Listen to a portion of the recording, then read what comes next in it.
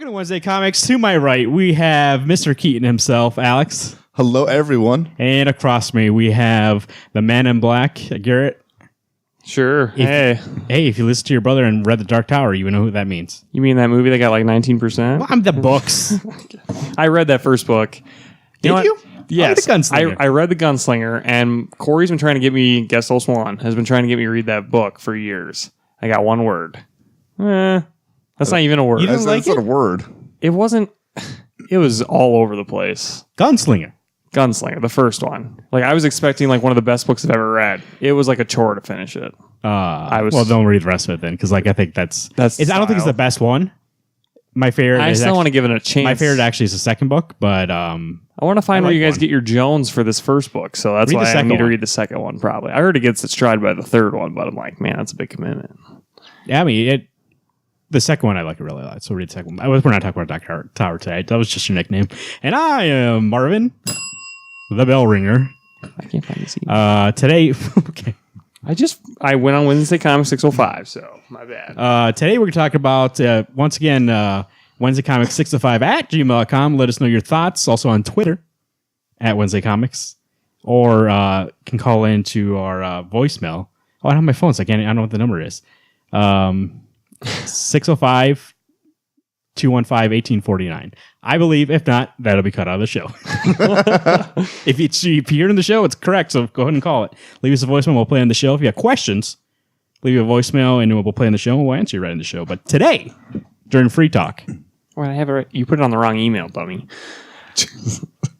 What? You put it on... Okay, never mind. We'll talk about it later. That's behind the scenes. To who? No, it says you copied the email and pasted it, but it's on our other profile. 15. I didn't copy and paste it in the email.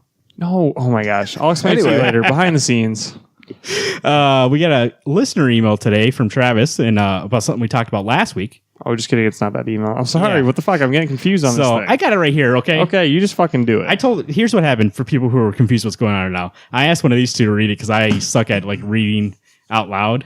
And so I was in school. You know, when they go down, they go, it's Marvin. I'll be like, fuck, shit, here we go. And you see me sometimes when I like say shit like I say the wrong word. That's because I go too fast. My brain's already 5 words ahead. Don't worry. My brain's pretty slow, so it's fine. I'll read this slowly and, hey, what the fuck? I just give you this. I could just read it. Why do we do that the whole fucking time? See, I can't even figure out how to give him the iPad. So, Alex, read the email and then we'll respond to this. This is in response. I believe. Read the whole thing? Holy shit, that's going to take like an hour to read. That's not that long. Just the first up to... Through the DC? Right there. This was about last week's Free Talk about why aren't more people reading comic books. So if you want to go. Okay, so from Travis, he says, listen to the show this morning and you guys were talking movies and comic sales. Just thought I would chime in a bit. Marvel, as you said, 10 years, no... Sorry, Travis, sorry. As you said, 10 years, no of Marvel movies where most of them have been a hit. Each movie that comes out seems to make more than the previous movie. One would think that the comic sales would be booming. But let's say you're the average Joe. You save Iron Man and the Avengers in the theater and decided you wanted more, so you research the source material. Here you come to find out that all the characters you enjoyed in the movie are not in the comics. As Garrett said, Cap is Hydra, Hulk is dead, Thor is a woman, etc., etc. That's a turnoff right there. Well, of course, now we know what makes you tick. Oh my god. But maybe you are still interested, so you do a little more research. Oh, this Marvel comic is $5. To most people, that's a lot of money for a comic book. Then you read the reviews, art sucks, story sucks. Oh, this is an event tie-in. What's an event in comics? Oh, looks like Marvel has an event every month that constantly changes the Marvel universe and the characters you know. Exaggeration, of course. If you were the average Joe, I'd be turned off as well. At that point, most people are either no longer interested or discover they can get a full story in a trade that would be far cheaper than buying individual issues. So that was the Marvel. So let's stop there for a second. Mm-hmm. So the Marvel part of it was he was saying that the reason why, because like last week I brought up, I was like, these fucking movies are killing it. Like these movies are like every year, like, oh, who made the most money was like this superhero movie, and it's mostly Marvel. And I was like, why in the fuck are like the comics should be like fly off the fucking shelves? Right. and they're not. And Travis brings up a good point. Like, if you wanted to go read, like right here, let's say like this should be like, this is probably the most out there, like for like promoting this a lot. Secret Empire #9 for people who are just listening. We look at the cover. You got Black Panther on here, but I guess he's not really in his story. I guess maybe but you really don't know about Black Panther that much for the comics, so maybe if you want to know more about him, he's just in this. Winter Soldier's in this, but he was dead a second ago. Now he's back, and you're kind of like, what's going on? I'm not sure.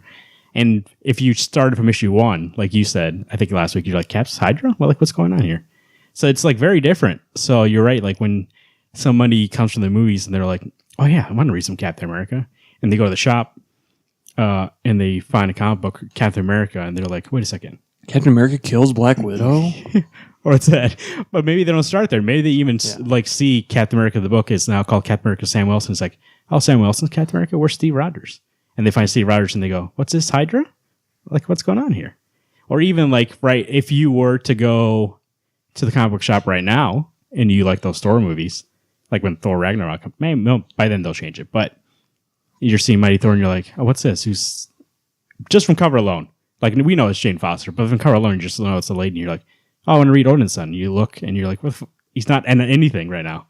So yeah, you would be confused. And I think that's, and what we said last week was there's already confusion going into it. And I know you had this before you started getting comics. Like, where do you start at? Like, I don't know where to start. A lot of people, that's people's like main thing. Like, where do we start? Whenever somebody asks about comics, they say, where do I start? Right? Right. So if that is the first issue and then they walk in and then they're get confused to go, okay, I've seen the movies. I think I know where to start now. I think I know what I want to read. I want to read Captain America. Oh, wait a second. He's Hydra? Confusion again. So they're already stopping. Right. I think maybe Travis is right. I think we talked about it last week. Like, and you talked about it. That's like probably the number one reason. It drives me nuts that, I mean, there maybe like Kevin Feige and Axel Alonso, whoever the head is of Marvel Comics, like got in a huge fight. Because, like, how are they not making together? What's his name? Or is it Joe Quesada? I don't know who the head is. Quesada is not. The editor-in-chief is Axel Alonso. I think Quesada is the PR head of operations. Okay. How are they not beating the shit out of the comic there's book somebody who's together? actually the owner of Marvel. Not the owner, but the CEO. Peltier, I think. Something with a P. I forget what his name is always. He's always like hidden. I think the positive thing, though, that I would say for Marvel, at least with this idea of taking books to a different character, whether it be Sam Wilson or Jane Foster, they've at least stuck with that choice. They haven't, Twittered off to something else. Well, wishy-washy. They basically flirt that the actual hero's in the book, but never happens. I mean, I agree, but at least they're still letting Sam Wilson be captain. It's not, oh, everyone hated Sam Wilson being captain. We'll bring Steven right out, 3 issues in. It's kind of like when I expected the Steve Rogers Hydra.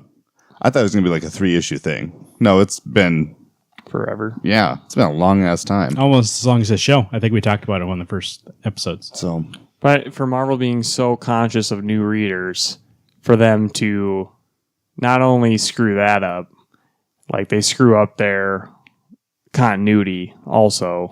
Well, not that I actually think a lot of moviegoers will want to read a Sam Wilson book.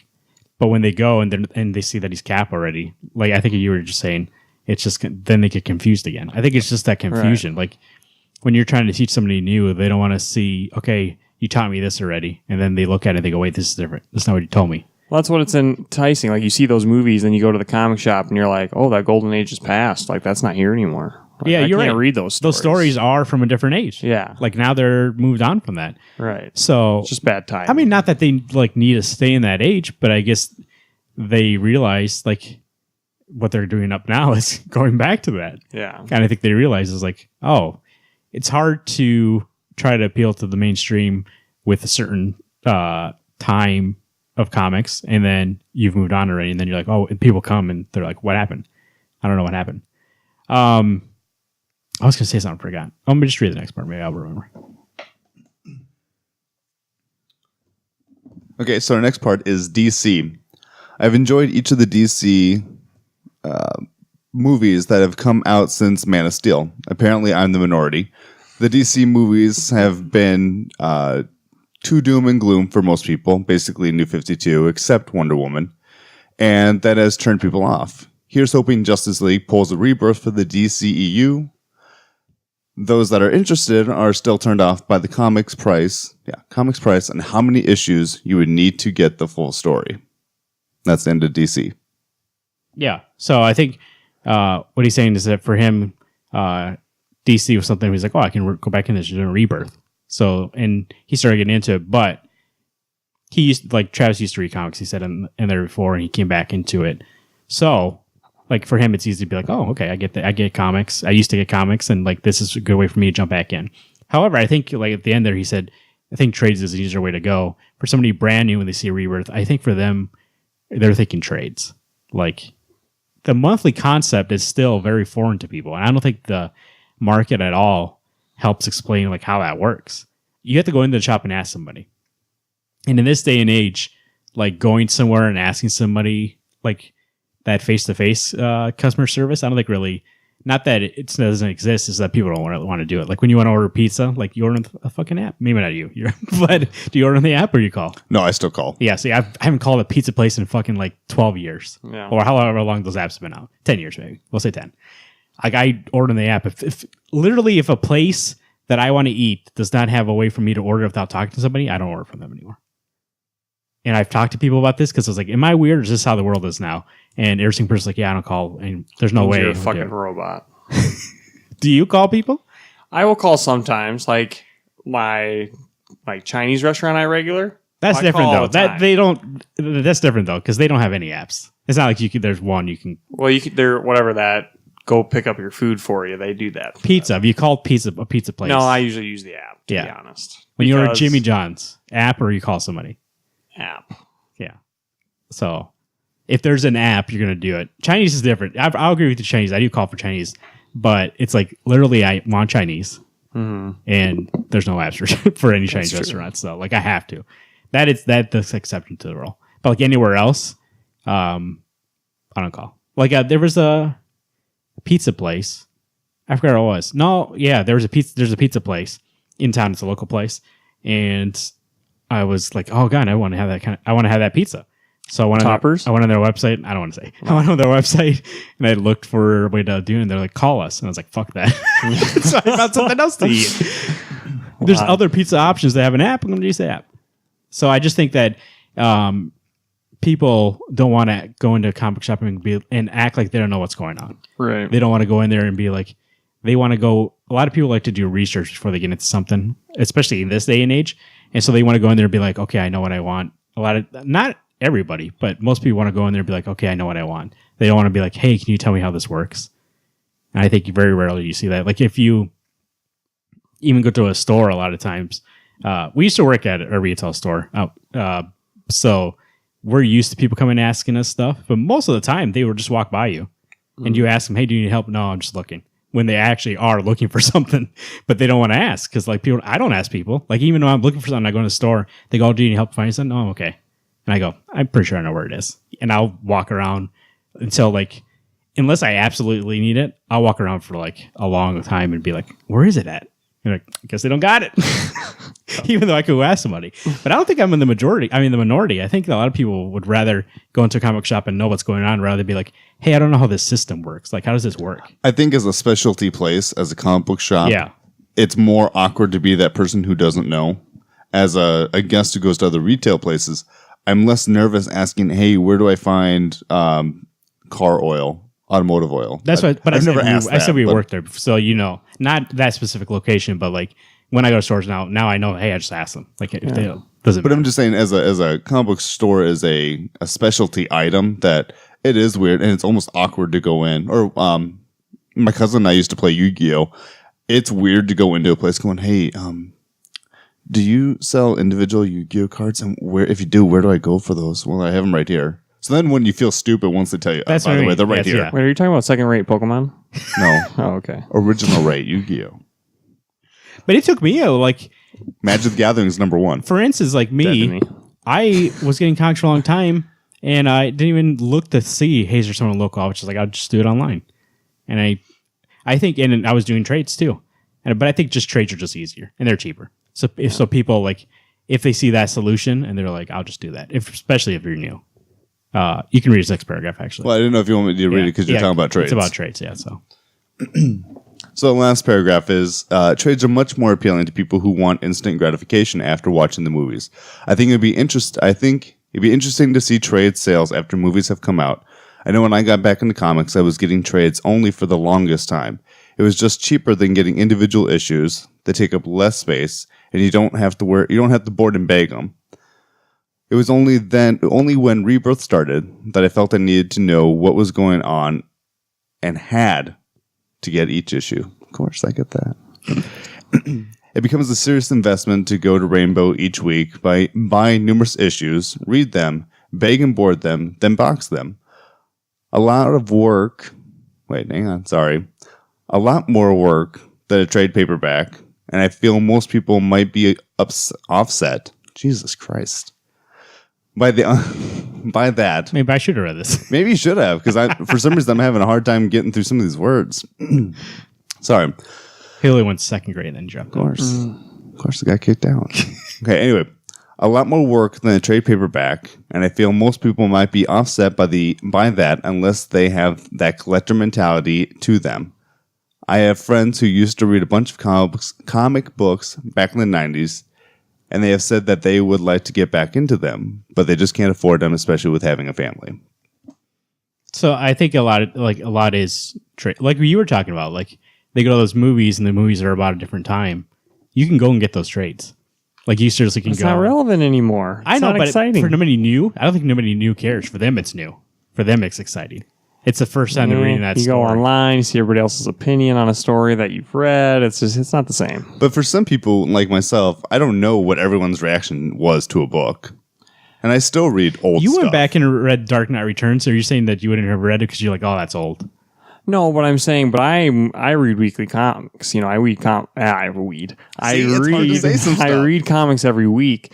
So to think about how everything evolves, it is relevant when there's new things versus old things. Like, yeah, I have read Dark Knight Returns, but that was maybe like the first 2 years of my, Yeah, we're talking about people. I know we're talking about new people. I get that, but like I went back after I started doing monthly comics because they were like.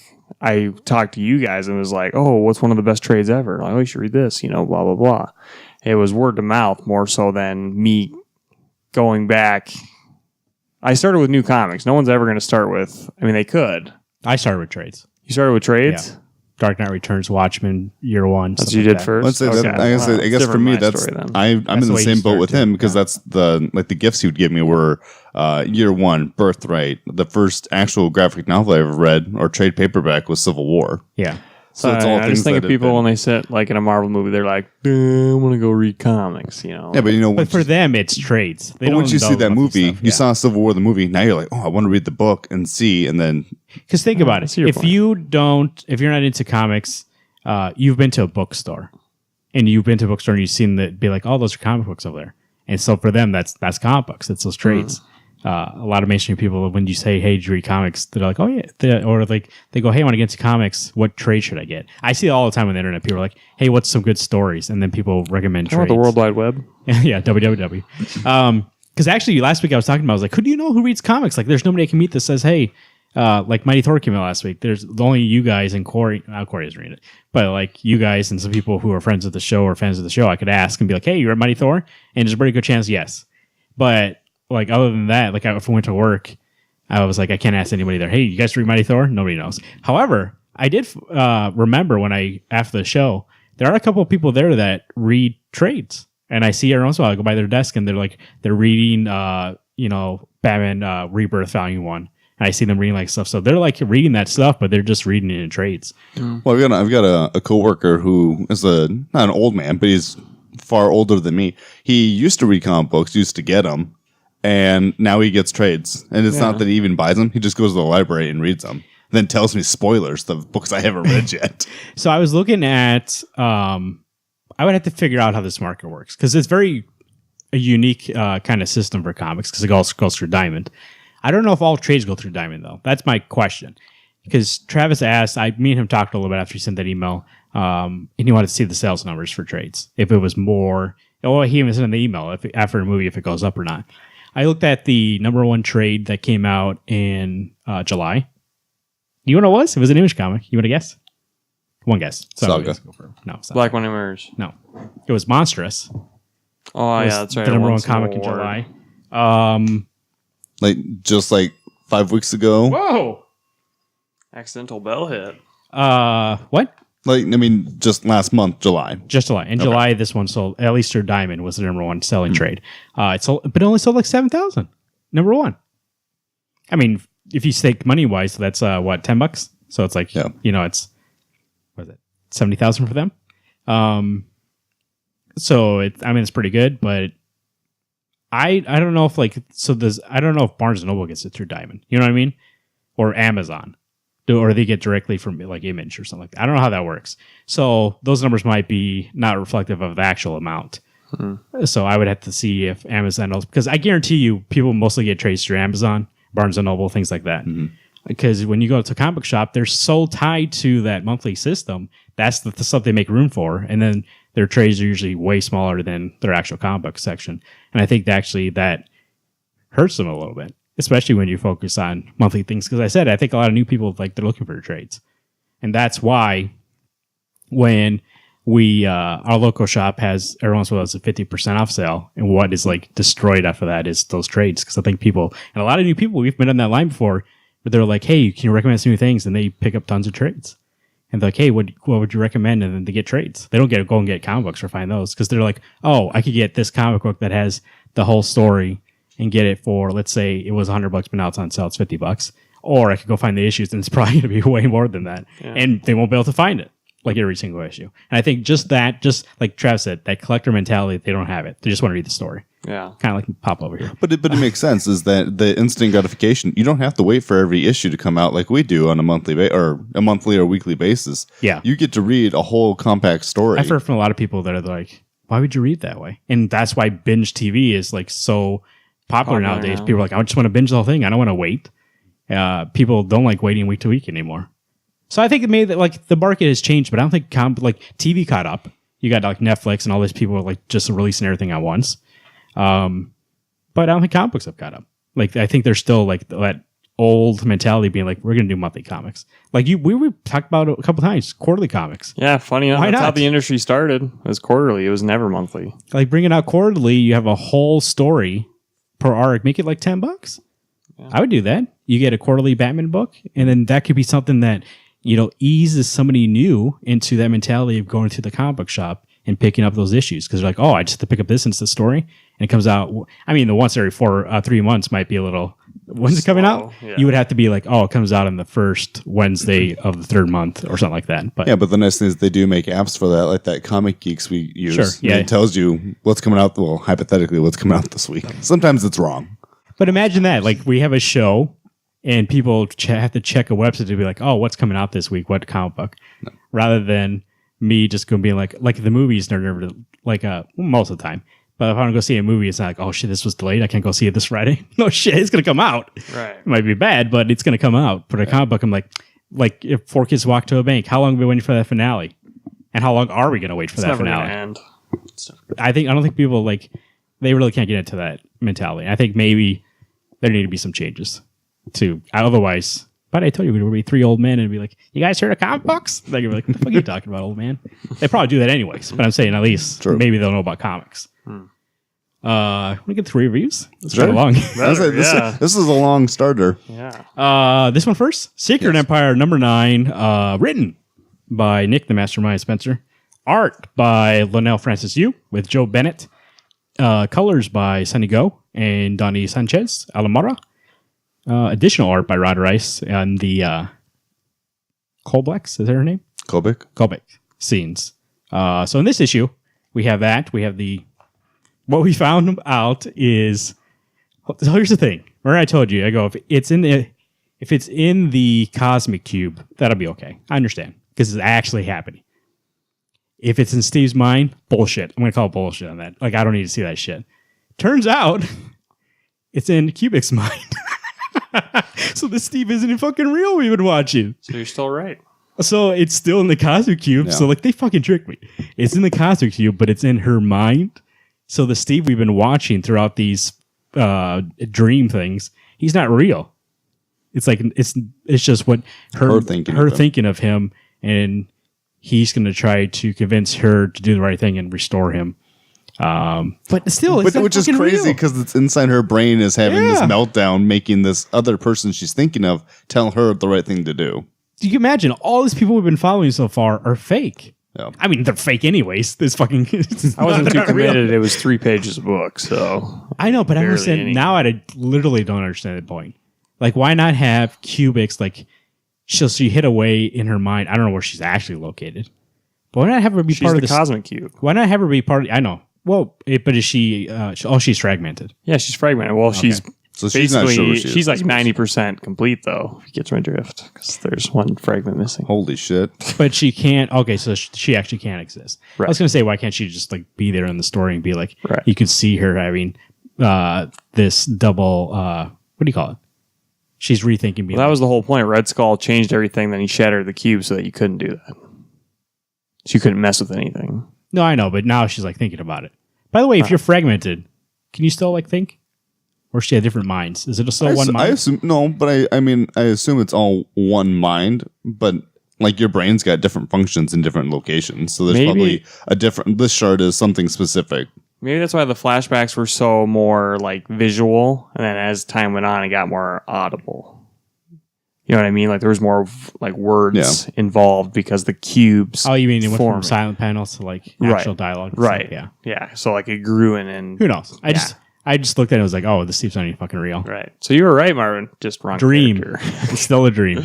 Or still in her head, not his head. Dream within a dream. But the actual issue is, so throughout it, Steve's getting into the suit and he puts the Cosmic Cube, or what's it called now? It's called Cosmic Cube still. I forget, I keep messing up with the movies.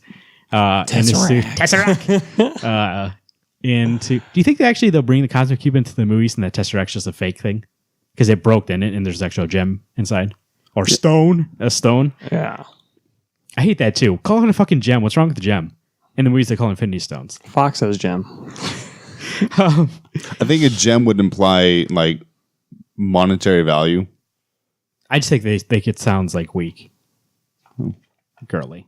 Just like how... Oh, that's what you're saying. Like John sounds Carter, more feminine to call it a gem. Disney also with John Carter, it's called... The story's called The Princess of Mars. And they're like... Boys they're not going to go see a movie called Princess of Mars. Call it John Carter. So I think it's a Disney decision. Or a Marvel decision. Either one. Doesn't matter. So, we have X-Men go to or Emma Frost go to Steve. And she's like, hey, we'll give you this fragment as a show of good faith. And he's like, fuck you. No more good faith. And oh my God. And she's like, good thing, because we were going to betray you anyways. Magneto's outside. It was a lot of more fighting. But there's a lot of more context. By the way, this is what Civil War II should have been. Yeah, I think it was better. Holy shit. Civil War II. It's been way obviously, better. Everything's better in Civil War II. The Taskmaster and Black Ant scene was funny. It made me laugh. I laughed out loud. This literally was the only thing, because I think I said a couple of issues ago, like, Nick Minster, I know you're funny on the fix, but like, give it up in the Secret Empire. Like, every single time you try to be funny, I don't laugh. This was actually funny. So I was like, okay. But there's Spider-Man had a joke in here, and I was rolled my eyes. I was like, come on, Spider-Man. Maybe I just don't like Peter Parker anymore. I don't know what happened. Yeah. There's literally nobody who's written him so lately that I've laughed. Mm-hmm. He's usually like, oh, this guy's fucking annoying. I think people read him more like Deadpool now. I think you're right. You said that last week. I think people just read him like Deadpool. Mm-hmm. As in like annoying. Like he's just trying to pester the bad guy rather than actually being funny. Well, to me, what Spider-Man used to do is he says the jokes because he's nervous. Deadpool says it literally just to piss you off. And he knows you can't kill him, so who gives a shit? He just says what he wants. Yeah. I can kill him. I thought the art was okay. There was a couple times it switched from you to Bennett, and you could tell there's a difference, but Bennett actually was better art than the last fill-in person they had. So I really didn't mind. I was just like, oh, okay, it's a different style, I could tell, but it didn't really take me... It wasn't so different that I was like, whoa, who's this new person? Like the last one was. There's a few things that took me out of it, but not enough to ruin the story. For the art? Yeah. Yeah. I thought more of the story-wise, this one was pretty slow. Only for the fact that, yes, it is a lot of action, but like Cap is barely in it. And like this whole time, Yeah, like he the suits up the beginning, whole time. like he's suiting up, the whole time. And at the end, Wait, it's like Dream Cap though. He was there. That's true. But at the end, Fake it's like, look at me. I'm Iron Cap. I mean, Cap. I'm Captain America. I'm Hydro Cap. Yeah. Why does he still wear an A in his head? I don't fucking know. Because he's not Captain America anymore. Just so people know that he's Hydra Captain Supreme. America. He's Supreme. Was he Hydra Supreme. Hydra Supreme. Yeah. Why isn't it an H? I don't know. Well, I'm guessing that they just couldn't afford to make it like cut that little. Oh, they point just colored out. his helmet. I'm like, that's a Hydra thing. So Shit, we screwed up. I again. can't believe there's only one more issue left. I know there's a Fallout issue. That's Yeah, a lot of Omega. exposition to do in one last Somebody's issue. just gonna beat up Steve. Or no, Cubic's gonna be like, "Oh, you're back." That's all that's gonna happen. That Just might watch piss me someone off. come up in DDT. The Steve pacing and be done. for this whole series, I think, was super off. It's way off. Like it feels like Nick found out what to do after issue 4. He's like, "All right, this is what I'm going to do." and now he's like, and now he's but I like- only have 10 issues to tell this. It almost feels like I know you don't watch it. Just cover your. That could be spoilers, but if you watch Game of Thrones right now, it feels like they're like, "This shit's only got a couple more That's episodes. true. Let's go." Like shit's gonna happen, so a lot of stuff happens per issue, but so it doesn't feel like it doesn't feel as planned out as I thought it would be. yeah. Like I thought, like you said, Cap turned Hydra how long ago? Almost a year ago, or over a year ago, I think. So you think he would have planned it out since then, but it feels like he didn't know what he wanted to do with the story until he got 4 issues in. He's like, "Oh, I know where I want to go," and then they added an issue, which is the next one, and then they added an epilogue, and it's like, okay, so this literally would have been the last issue. Right. I mean, now they've changed what happens in this issue because of that, but it was only going to be 9 issues. And I don't think, like you said, like what it would have been so rushed, and I would have been like, "Oh, what's going on?" Yeah. Black Panther was good. I like Black Panther. I think he's pretty badass in this issue. Who else was it? Thor. Thor was good. Was his, good? His final Probably the change best, of I thought. yeah. Jane Foster came out of nowhere. Well, that was I thought the point was that Doc Strange brings her back because she got sent somewhere else. In another book, in Avengers, I think she gets sent elsewhere. That's what I was going to say. There's so many loose ends to tie up in one issue. Yeah. Like Doctor Strange is going to be saving Scarlet Witch, which is probably not going to be in this book, but another book. It's gonna for be some another book. reason. That's I what I was mean, gonna all say. those things. That's where they're like, if you want this, you have to buy another book. And it's like, fuck you, I'm already buying an event book. I like the Viv and Vision part. I'm biased, Yeah, but 0101010. let's share the virus. That'll be in Champions cry? probably. No, I didn't. Yes. Well, I was. Was there a Misty? I did watch the end of Rocky and then I read this, so I don't know. But I thought it was an 8. Yep. It was not one of the 8. best I agree issues, with but 8. it's definitely better than the beginning of the series. Or like you Yeah. said, I've still enjoyed this book. I was entertained. Yeah. Well, would I recommend this whole thing to somebody? Probably not. But I'd be like, hey, if you want to read an event and they go, "Is this event good?" I'd be like, "Hey, I'd give it a shot if you want." I think I would maybe recommend it for someone who wants to read it or maybe is dedicated enough to read the first 3 issues plus the 0 and the free comic book day, those first 6 issues of shit, and then you get to 4 where you're like, "Oh, this is actually pretty good." 5 was decent, 6 was shit, 7 great. Maybe that's Steve Rogers issue 1. If you read that and you're like, "Oh, cool, I want to see where this goes," then you read it.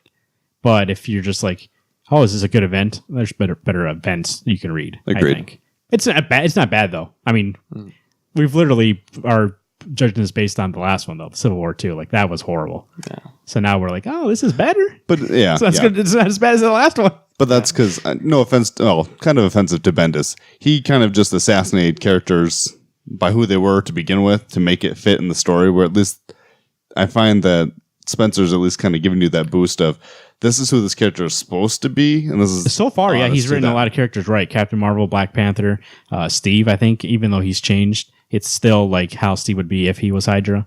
Yep. Sam Wilson, Winter Soldier. I thought Bendis character Thor. assassinated everybody. Yeah, I think Bendis was more like, I need character. This is my antagonist. This is my protagonist. They need to do this, and he's like, who can I put in there? Oh, Captain Marvel's having a movie coming out. We'll make it her. Yep. Mark Miller should have wrote that book. Yeah, he's too busy. Netflix bought him out. Of course. What did you guys give it? I give it an 8. I give it an 8. We said 8. So on the same Crazy time. 8. Of course. You know what else we got this week? Daredevil number 25. Written by Charles Soule. Art is Alec Morgan. And colors is Matt Mila. You know what is not good about this book? That art Is horrendous. horrible. Yeah, it's not good at all. I told Alex before you got here, I was like, there's one moment in this comic at the end when he gets his new suit, which normally would be like, oh, fuck yes, we're back, baby. But in this book, by that point, the art, I was just like, this is like horrible. Like I can't. Him going back into his original suit should have been drawn by Ron Garney. Like if I would have seen that, I would be like, yes, we're back. But there's something about the art that was just like so off that I was like, who cares? Tombstone looked horrible. Tombstone looks horrible. He looks like a freaking rock. Foggy looks like he's 85 years old. Yep. Yeah. Matt looks like he's some vampire. He's super pointy nose, teeth, so super pointy. A lot of the courtroom scenes are just like color. Oh, by the way, speaking of courtroom scenes, what are you guys thinking when the judges were fighting him? That was fucking weird shit. Oh, really? Because that was actually the one part I thought was good. Oh, really? I thought it was creative. Is that but I thought it was hard to follow. So did I. I felt that it was what is the name of the other attorney, the bad guy attorney? Legal. The legal. Yeah. Or whatever. I assumed that was Legal, the legal's response to everything that he had said. And so everything he said was beating the shit out of him because he gets the final word on him and he kicks him. Yeah, but even like the judges were fighting him because they. No, I know, but I'm assuming that the judges were pointing. Well, I mean, I understand the concept. It's like he's like he's dodging, figuratively fighting them. But I thought it was like on the nose. I was just like, okay, yeah. I would have rather actually seen not that. Yeah, it played out. I was ready for his lawyer skills. Yeah. Not like, oh, I'm Daredevil as Matt Murdock. I was ready for a figure of men. I get the point of the issue is like, I'm Daredevil, but I'm also Matt Murdock. It's like, well, no. But that's what I mean. Like, they really didn't show this issue. It was just like that fighting scene. He was still Daredevil. Yeah. It's like, where's Matt Murdock? Where's the? Well, then Daredevil sucks because he got the shit kicked out. I know he did. So, and then even like his closing remarks, they like cut him off early, and they cut to the news story. He won. Yeah, It's like okay. I did like all the like you said during that part. It was hard to follow, but I think it was hard to follow just because there's a lot of actual legal jargon. Right. And I was like, I'm sure Charles Soule knows what this means, but I'm just going to kind of skate over these words. I don't know what it means. Right. I'm sure if I wanted to learn about the court system, I could read that and look into it. But what do you guys think about the MacGuffin at the beginning where he's like, I could have done this case way earlier, but I wanted to do it in the Supreme Court? I mean, what's your thoughts on that? and kind of that Matt Murdock is kind of a narcissist. Like, he knows he could have done this, choosing to do it on this big stage to go, hey, look at me, everybody. Well, I think of it as more because when it's Supreme Court, like, then that's the rule. Like, there's no way you can't take it to court again. And I think he was just like, let's just get it done with. Like, let's make it the rule. He says that, let's make it the rule. So I understand, but like, I expected a bigger to do with us going there. Yeah, not much in the Supreme Court. No. Like, I mean, it really, like you said, this book was on the nose. Everything that I expected him to win. Had he lost, it actually would have been more of like, holy crap. I never found Tombstone to be the smart guy to be like, I knew you wouldn't do anything. Like, I'm going to stay behind. Especially the way he was scared. Oh, by the way, that scene frustrated the hell on me on a storytelling standpoint. Because the speech from the phone was like super bold and big. And the speech from Tombstone was really small. And I was like, should it be the other way around? Yeah, I agree. I was always confused. I was like, why is he fucking talking like he's on the phone to himself? Yeah. I was like, why is he talking soft and the phone's super loud? It should have been the other way around. I assumed he was inebriated. To an extent. I mean, he's been you drinking. You talk softer when you're drunk? To be fair, I'm sure he is so almost blacked out hammered that he's just like, whatever. Maybe he's so almost in the grave. I know. It was kind of ruining the issue for me because I was expecting him to just show up and like, oh, you're going to fight Tombstone again. I actually forgot about him. Yeah. Well, they even mentioned in the book, he goes, yeah, I've already faced him twice. Once again, oh, that's right, Hulk beat the shit out of you. And then the last one, I forgot that he fights him in the bar again. Like for 2 seconds, yeah. So it was...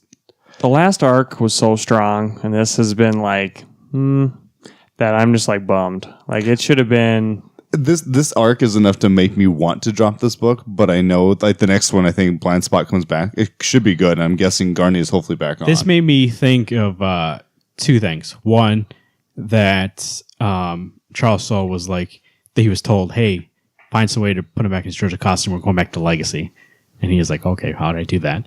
And he was just like, wouldn't it be cool if Daredevil went to the Supreme Court and then quickly put this together? Because it seems so quick. It's like, it doesn't seem like, I mean, it's not that complex of a story. He goes to the Supreme Court to argue that heroes can go on the stand as witnesses because they like are helping. They're not harming the system. And Kingpin wants to stop that because obviously it's going to hurt his market. So he sends two people after him, one legally and one actually on the streets to stop him as Daredevil. but he is a nice Daredevil. It seems simple enough, but like there's nothing in that whole arc that made me be like, yeah, this is good. But I say it a lot. I think my big problem was that the art really did ruin the story. Yeah, I think I may have forgiven it. We did talk last week, which is more important for you, the writing or the art. I think in this particular story, the writing was good, but there's a lot, like you said, legal jargon that I got confused sometimes.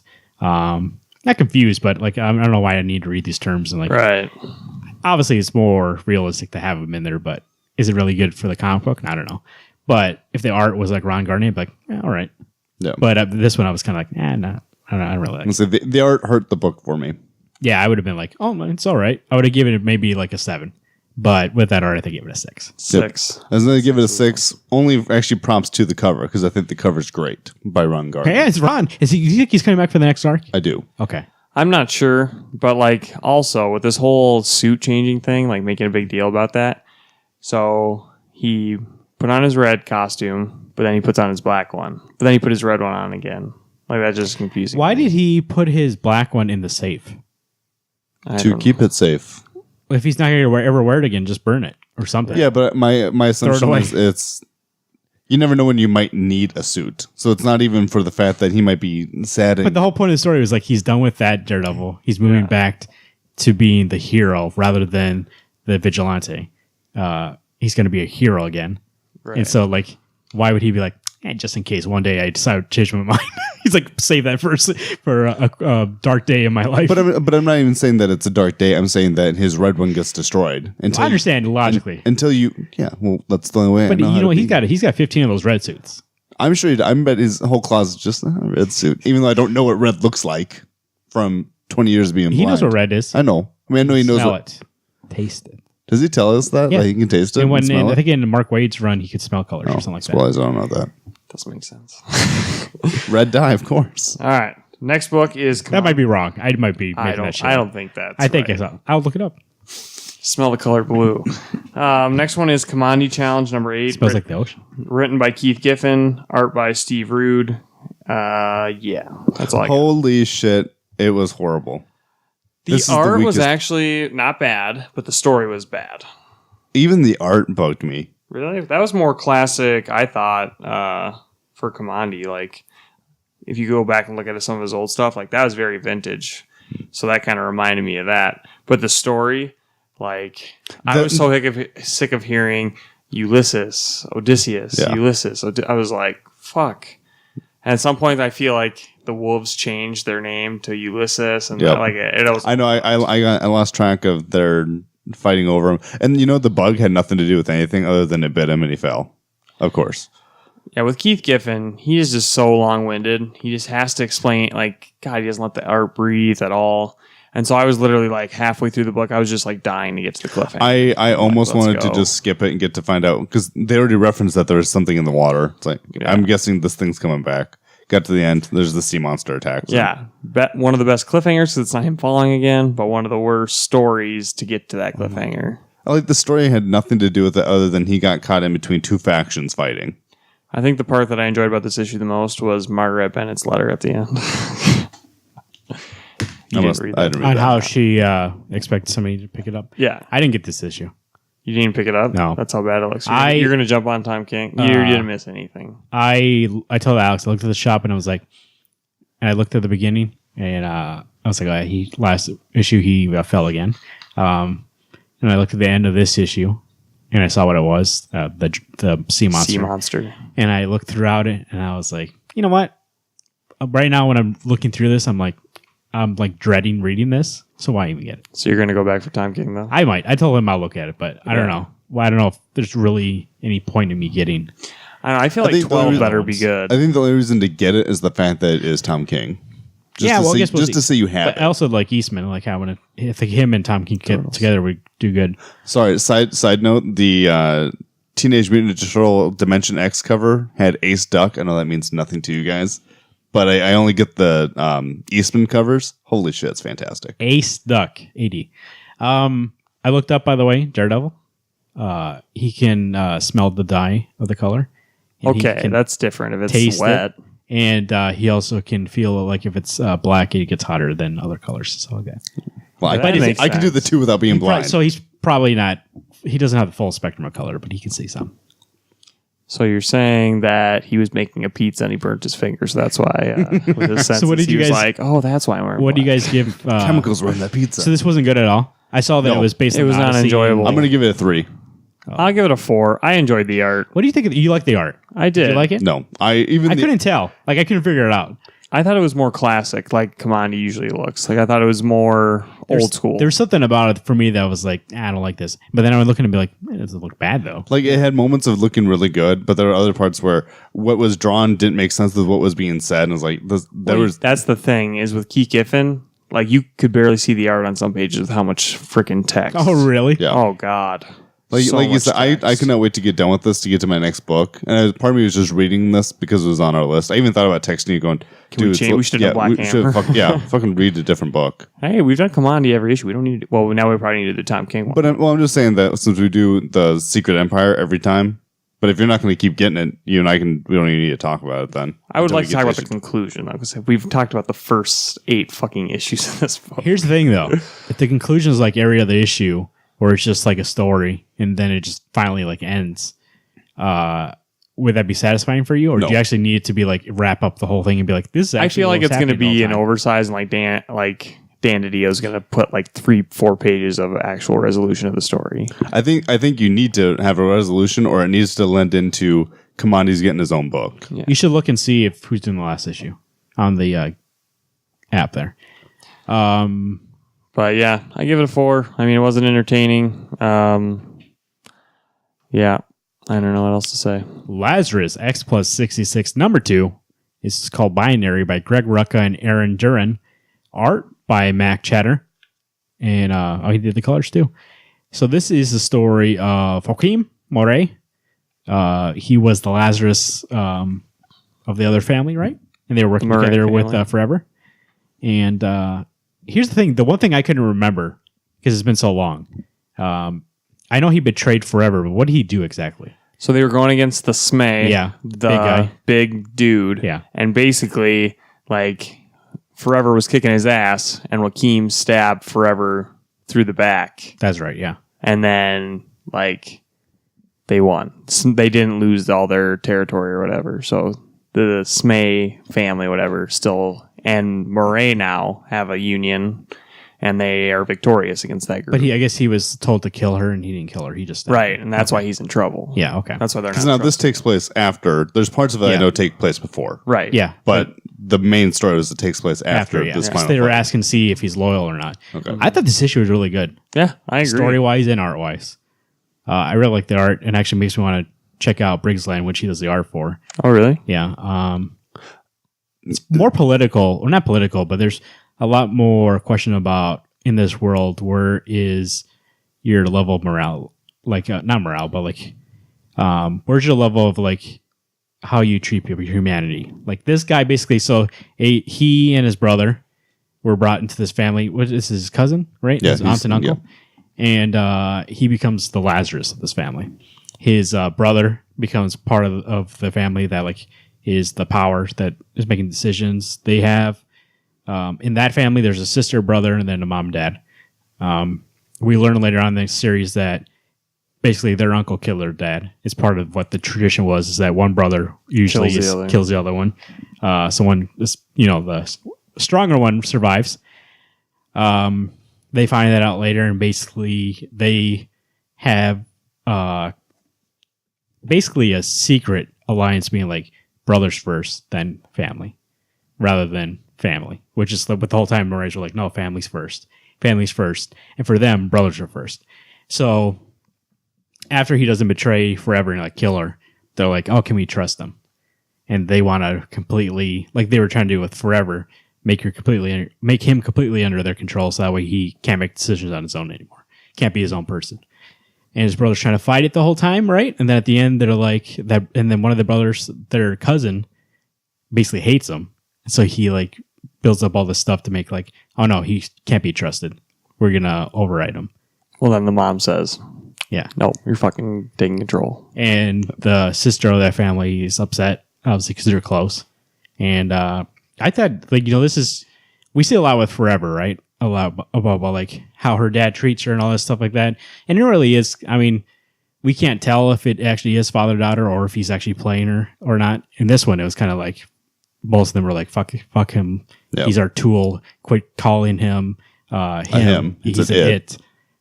Even though in this one, actually, isn't he like actually an actual person? He's not a clone or anything. No, he's the way I understood, like a cyborg. And say he's a human who got turned into he had some cyborg. parts. Yeah. So they changed him and made him a killer. They made him an it. Rather than Did you guys think the cliffhanger meant that the mom was like the leader of the family, not necessarily the dad? The way I read it was like in Thomas Jane's Punisher, where she really does. She's not the face. She's not the face. Right. She's the one who's telling you, you go kill this family. You go do this job. Right. But it's always the dad who's the quote unquote boss. It's a good metaphor. I like it. So.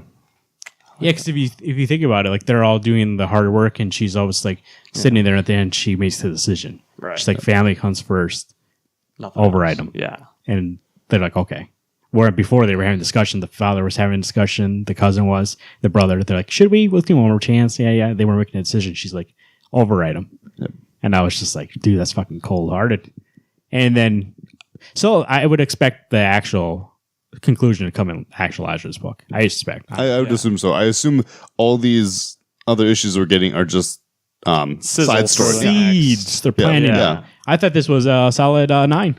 I'll give it a 9. I agree. Did we give the first one a 10? We didn't do the first one. Oh, we didn't do the first We one? didn't. We just talked about it. That one was privately. amazing. It was pretty good. I still felt number 1 was better than Yeah. this. So I'd give this a 9 as well. Yeah, that one actually I may give it 10. The first Yeah, one. the first one 10, absolutely. And that was kind of like, so spoilers, but you're going to read this anyways, probably. When Joaquin goes on the mission? Carlisle ship, Yeah. and you see that person by the helicopter, I thought it was Casey Solomon, and I was like, what the fuck? You're going to kill her after you just did all this exposition? Alex talked about didn't like how he killed the dog though. Like, it was one of those things that I understood. You take out everyone. Sword to the dog. But I get everyone. Everyone gets taken out. But the first time I looked at that, he's going to kill. And even before it happened, I go, he's going to kill that dog. He had and the to. dog was trained to attack. I get Right. that. But it was just one of those, he made a quick stab right in the heart. And I thought, It's an apocalypse dog. Doesn't piece matter. of shit. We did. I talked. Hope I go, forever kills he you. could have put the dog in a chokehold and like knocked him out. But I every time I see it, He was in a hurry. I know. Every time I see an animal die now, I'm like, Alex doesn't like it. It was just he like hates it this. now. It was quick. So it was one of those things. Yeah. That was, It was like, what's the movie with the Will Smith? I Am Legend. He just not like, no, I Am Legend. He What? chokes out the dog. fucking Wild Wild breaks his West. neck. Like, chokes him out.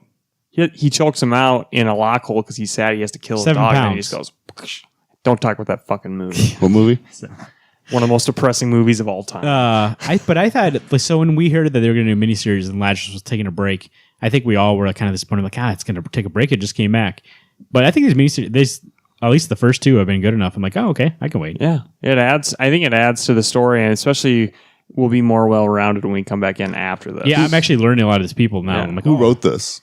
Greg Rucka Is it- and Aaron. Aaron Duran. Yeah. Okay, because I'd Durant. seen somewhere in there that wasn't Rucka. And I thought this couldn't I think possibly be not Rucka. I think Rucka wrote all the stories. He's like, hey, this issue is going to be about this. This is what's going to happen. But the actual people, the guest writers, are actually writing the script. Okay, And like working with the artist to make the issue. this is good. The first coming into it was like, oh, this is a little weird, but I think it's weird because it's not the last. Yeah, I get nervous each issue. Like I see the next one's about the Barretts, like not the ones that are lifted, but like, well, the surf Barretts. Yeah. And I'm just kind of like, can you tell me a good story about Yeah. these people? And I hope, I'm so far, I'm Each one, yeah. convinced. I mean, like the first one, I was like, I don't know if I want to read about that. And then I read it, I was like, oh, great. Yeah. I think with This one Rucka too. having the reins to it, he goes, this is what it needs to be, but Yeah. do what you want to an extent. So, I enjoyed it. I don't know. You can't jump in this miniseries if you haven't read Lazarus. You but need to read the series as a whole. Maybe that first issue you could. You could do that first issue. Yeah, Not this that's one. more like This is like a continuation of his Combat, stories. yeah. The first one's kind of like its own thing. But you don't have the introduction that you do to Casey Of her, yeah. without her. But So, I mean, if you just know she's a there's hero. one character that showed up in this book that we haven't seen since issue 16, that sister. Oh, really? Okay. Yeah. I was going to ask about her because they did a whole issue on her. Yep. Yeah. The whole issue 16 is about her. By the way, faked her death. You think so? Yeah. Yes. Oh yeah. If 100%. you look when you see the other woman, I think the other woman is dead. Yeah. But there's a mark that doesn't make sense. There's no blood from her head to the ground. It's just a puddle next It's to a her. puddle there. There's a puddle next to her head, and then her head. Oh, There's a yeah, you're right. space in There's between. like barely any So blood. she's not dead. And the other one has a lot of blood. Greg Rucka would have not wasted his freaking time bringing that person in for 2 issues. No way. I read it right away, and I thought she's not dead. No. So, can I tell you what another great book we had this week? What? Hal Jordan, The Green Lantern Corps #27, written by Robert Venditti and Rafa Sandoval on art. I thought this was amazing. Yes. That art was so fucking good. I'm going to say it now. 10 So out of 10. appealing. This is my I'm pick. gonna give it a 9. This is my pick for the books we have this week. Yeah, this on the is my show. 10 too. Really? Yeah, I thought it was so good. I thought the first part was way better. Like the art was so good, dude. The art was great. That's true. But Is it over there? you need story just as well. I know. I like the story. And the story was Hulk smash, basically. No, but then the end. There's a lot of things in the story that I actually did like. So, by the way, first off, we were talking about the art. The art, like the colors in the art, are like so good. Who did the colors in this book? Tomei Moret. God, these colors were so good. There's a scene in here where Orion is like sitting there and you can see like his full suit and it's kind of like wrinkled right here. And I was just like, there's so much fucking detail. Actually, it looks like he's wearing that. Yeah. But then we get to the end, right? And they're all talking. And this is the story part where like they're trying to figure out what's going on. They're like, hey, John's like, I don't know. I think Robert Deddy gets these four so much, especially that he's like, guy, you're going to stay here and stay watch. He's like, yeah, he's like the big, He's the muscle. the muscle. And he's like, you're going to protect him. Kyle, you use the ring. You're going to be the one solving this problem. Like you're the artist. You need He has no choice. He's the art. So, and John is taking control of the situation. Yeah, he's being like a commander. And Hal, he's like, I need you to come with me because what does he say? Because he's like, he has no fear. So it's at the end. Oh, where is it at? It's the next page. Well, this part made me so pumped for this next issue. He was like, you took a lot of hits today. You good? He goes, an aerial chase to catch a god of speed with the survival of the multiverse writing down the outcome. All systems go. And I was like, fuck yeah, that's Hal. Yeah. He's like, all right. He's like, especially when he was fighting the main big bad guy, he was like, yeah, I got him. Whatever. And so I was like, God, this fucking Hal. Like this guy, Robert Venditti gets this guy. Yeah, I thought the team aspect was good. The part I just didn't like was the villain. And I get why he's there and he's connected to Orion. But like by the end of the issue, I was just like, all right, what's the next part? Like this is not. Oh, really? I like I enjoyed the Hal running into a brick wall consistently and even going, I'm just getting loose. Let's do this. That's what I liked about it. It was like a guy that we knew he wasn't going to beat, but he's like, so going to come at you. And there was that one part where like, he's like, all right. He's like out of breath and he's coming after him. He's like, all right, just hold on a second. he's asking for a timeout. Yeah. Maybe the part I'm being skeptical about is I don't know the complete story, and that kind of bugs me. Like why we're even fighting this guy and why he's chasing Orion. Yeah. Well, I think And they'll get explained. there was understand that question. there was that page where we kind of learned like snippets, right? They had Yuga. They had the telepath come in. And then Orion's like, only the gods could give a shit about This page was amazing. Yeah. That it was on where they tell us snippets. That almost looks like a mana pool. It does. That's what I thought. Scene. When I saw it, I was like, this kind of looks like Manipool. And this page especially. Where I he was stabs just out like, his chest. like, look open. at this, the detail like this, it like scrunches up right here. And I was like, God, that looks so real. Yeah. Never seen Orion's costume look better than that. Yeah, that's what I thought too. I was like, usually the new 52 costume, at least for me, I'm almost like, I really don't like it. But in this, I was like, oh, it works. Okay. You draw it now from now on. I don't want to see anybody else draw that costume. The one thing that I couldn't figure out if I liked or not, because I shit on a lot of books for it, is the tie-in to the events, right? And they talk about the Ninth Metal. I was fine with it because it didn't feel like it had to be a part of the storyline. It actually felt like it was its own thing. But the that thing they with realized. Nth Metal is it's like so rare. It's like vibranium for whatever Wakanda and whatnot. So it's going to be a huge, it's going to span all of DC. And I know it's like, I thought that was pretty subtle. Like they weren't like shoving it down your throat like the metal. That's what I thought like, too. So I thought about it. And I was like, it feels like it actually is part of the story. Like if this event was going on, I wouldn't be like, oh, this seems like a derail the whole story. It actually seems like a logical step for this. Right. If you have the new gods, if you have something as big as this, the multiverse, the dark multiverse, all this stuff, they have to be involved. Right. And it's nice that that stuff is happening in this book, where I feel like a lot of times when we complain about an event ruining a book, it's like it's going to a certain way and it's like, oh no, this totally unrelated thing you're going to do now. Like the X-Men Blue it did. Right. Was it Blue? Yeah. Yeah. And you were like, I think you even said, you're like, I don't know, it feels like I lost an issue. Like all of a sudden they're doing something way different. Right. And this one, it was just like, oh yeah, I expect them to be doing this. Well, didn't you say, at least on the show, Marvin, that like Batman, all the writers of Batman come together to go, hey, this is what I'm doing. This is what I'm writing. I think I read an interview with Jeff Johns that he, and I think he said that he learned this working on like Smallville and like Flash and stuff like that. Talking about the best show on television ever. America. That he wanted to write comics like how they do TV, because TV, they get a writer's room, they get everybody in there and they like work out the whole season story, and then but like certain writers only write certain episodes. So what they started doing with Rebirth was like the Batman team meets once a week and was like, hey, what are we doing in these Batman books? Like overall, what are you doing, detective? Oh, what are you doing here? And then somebody would, I think they give it a specific example, but I can't remember what it is, but like some detective, he's like, oh, are you going to be doing that story? Hey, like in that kind of part of the lore, this is a part of it. I think I'm going to do that, and it'll like kind of tie in with your thing. And they would like work it out and be like, this is a good thing, because that way it feels more cohesive as a small part of this univers. And I think because that's what I think this is that whoever they got together with, whether it's other Green Lanterns, whether it's actually the Tom King and everybody else coming together going, hey, this is what I'm going to write. Can you, not Tom King, sorry, Scott Snyder.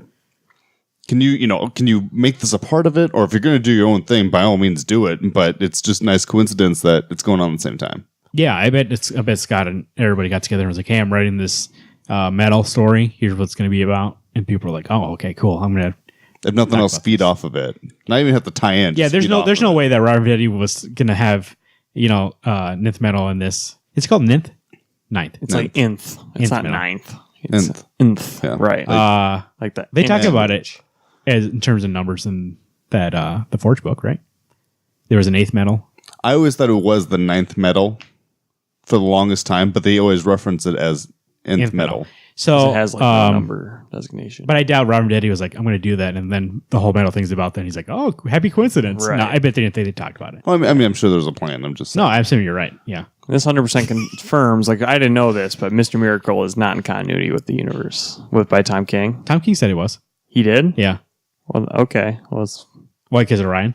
No, because Ryan's dad's still alive in that, and dead in Mr. Miracle. High five. He just died in Mr. Miracle. It was came out before this. I know, but they might take place after this.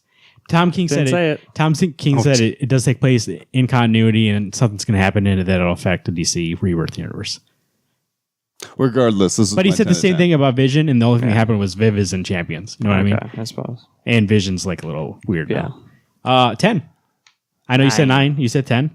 I think, God, this book is just so fun. I think that's what it is. Like, I had so much reading the issue. I read this after Daredevil, and Daredevil was kind of like, yeah. This is the solid pick-me-up I needed. I think it was a spoiled reading Mark Waid for so long, and Chris Samney's run, and even Ed Brubaker's run before that, because I always felt like Ed's was like, it felt like gritty and like felt like the drama actually felt like it meant something. And then Mark Waid was like, it was so fun.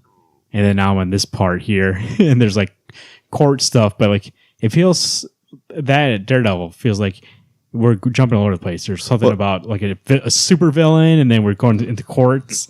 And I like the court stuff, but it's like in the mix of all this stuff, it kind of seems weird.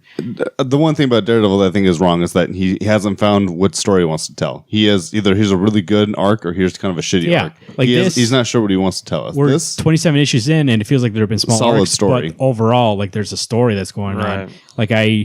Like there's something that like we're waiting. Like I know in the background now, Yellow Lanterns are trying to figure out a way to get back at these Green Lanterns, but all this other shit's happening. So like there's that. Did you guys read Superman yet? Yes. Superman. Oh no, dude! So many spoilers for this fucking book. Oh really? Okay. I told you that. Read Superman. I read it, and it was one of those things. You know what? The tie-in with the nth metal. That's the nice thing about Superman. There was this tie-in that has stuff to do with other books. But it's not like it was forced into you. It wouldn't have been as pleasurable if I had not been reading this book. Yes. I'm telling you that much. I tell you that. Yeah, I agree. So read fucking Superman. What else do we get? We get Department H, number 17, written by Matt Kent with art by Charlene Kent. Or watercolors by Charlene Kent. Charlene! Hey, at the end of it, Matt said that actually he might do more work for Charlene. That's her first comic book work. But it's good. I saw that in the letters column. Yeah. You see his little skull on the back cover. I really like that issue. This is actually probably one of my favorite Yeah. issues. It was really good to delve into the friendship between Yeah, Mia buddy. and Lily. We got a little more information, right? Yeah, Lily, we found out that she's been friends with what's the main character's name? Yeah. Mia. Or we Mai. didn't get to the surface though. It was kind of like, you know what it reminds me of? Spoilers, if you've never seen The Prestige. If you've seen The Prestige, the whole movie, you're like seeing the story, and then at the end, like the whole time this has been going on too. And you're like, holy shit. Alex, have you seen The Prestige? Yes. So you see, like, he has a twin brother, right? And you're like, holy shit, this all the time. Twin. Well, in this one, it was like, holy shit, she had a friend the whole time. And every single time we saw scenes before with like the algae. I think it was algae, right? Yeah. They put their feet in. Scenes. So we've seen scenes from Mia's life before, and Lily was never in them. Nope. So obviously Mia doesn't really, like, that's how Mia thinks of her life, like all these moments, but Lily's never been there. And so now we see it from Lily's perspective. She was there, like, in the background behind the camera when they took that photo that we've seen before, in the dark hallway while she's having that scene with the algae that we've seen before in other issues, and seeing that she feels like she's not part of that family. And we've witnessed over 16 issues. I didn't even know she was a friend with him. Like, she wasn't there. Like, she wasn't. cheated There's no on- evidence. She Yeah. And say, to created be a fair- cheater out of the dude. And say, of her to be fair, man. Lily is the snake in the grass. She is cheating everybody and fucking But everybody. she can. said they made her.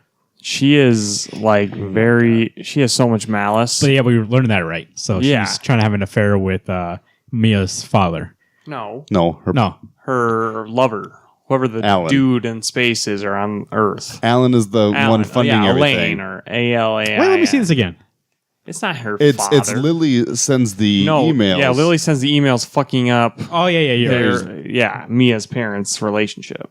I don't think it was necessarily to screw with. I don't think it was to be with Harry. It wasn't legitimate trying to get with him. She was just trying to Right. cause, Put a She was monkey having in there. fun. trying to and- break up the family because she wanted there to be them not to be a family anymore, so she could get in there. Yep. Right. Also, you know how Lily's narrating this whole issue? Like the last page is the letter. Yep. Yeah, There's one line, the last line. one. Yeah, If you read that, you should read that last line. I Uh, mean, I know where it is. So the whole issue, she's confessing, being like, "If you're reading this, I'm dead. Here's everything that happened." She talks about the emails. She talks about trying to. She felt ignored, all this stuff, and then she talked about the one time in the oil rig that those people died, and it was kind of because of a mistake she made, and Q always blamed her. And she said, "I didn't kill Harry, Mia. I loved him more than you can ever know, but I hated Q with everything in me." So we learned that, like, she hated Q. So maybe she says, "Hey, I didn't kill him. I've been trying to, like, I hate Q so much. I want to kill him." Basically, Well, I think she's framing Q killing Yeah. Harry. I'd say I do think Lily is a very valid candidate to be the killer. She is so evil. Yeah. It I'd has, say I mean, after you see all the shit she's trying to pull and who she's trying to screw over. is it a red herring though? Like, I know, right? the obvious choice, could be right? thrown at us just to like be somebody else.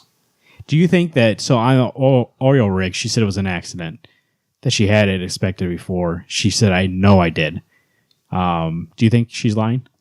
There, I actually believe her, but I feel like that was her domino tipping over the other dominoes. Like, I feel like that was her first like fuck up, and then she just kept fucking up more and more and more until now she dug her hole where she's killed the only guy that she treated as her father. She's alienated her best friend. Like, all these things, it's just like tumbling blocks down. Oh, I see it that she was a fucker to begin with. This was the real true time she did something correct, and it's still bit her in the ass. So she's like, "Fuck it, why should I be good? Right. I'll just fuck everybody else."